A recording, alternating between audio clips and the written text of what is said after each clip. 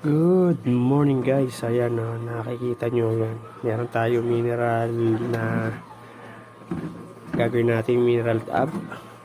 Tapos meron tayong aquarium. Dalawa yan. Yung isa ito pang sipat lang. Lagaya pag mag-ay-asi sipat tayo ng guppies natin. Tapos ito isang aquarium.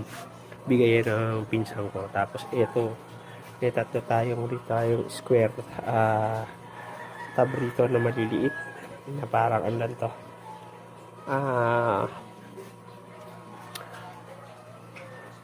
yung 2.5 5 gallons, less than 5 gallons siguro yan.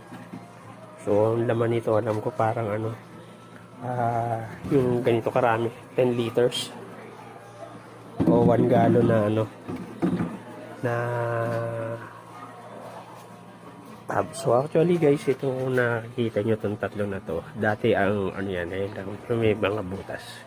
Kasi dati ay nakakulong dito nung nag-aalaga pa tayo ng mga tarantula.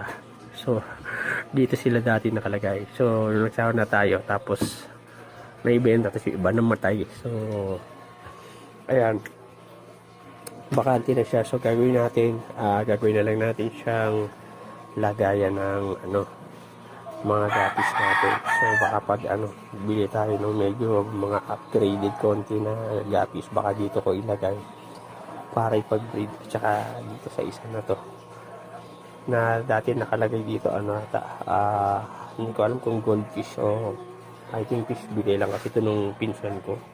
Tapos ito na lang yung natira doon sa dala natin na una na bali 8 mineral tab na ginawa natin. Inuwi natin yung 6 may laman na dun sa taas kasi nga gawin na tayo ng ibang isda. So ito mga aabang natin to. So pag lalagyan na natin yan ng tubig para pagka ilalagay na lang natin yung isda natin pagbalik natin ng Laguna. So ginawa ko, nilinis ko muna tapos ilalagay natin sila dun sa taas kasi may maglilinis ulit tayo ng pwesto doon para paglalagyan nito para pag i-ready natin sila. So yan guys, so yan na muna yung natin update dito sa ating mga lagayan ng ating mga guppies. So maraming salamat sa panonood. Thank you for watching. God bless. Happy fishing.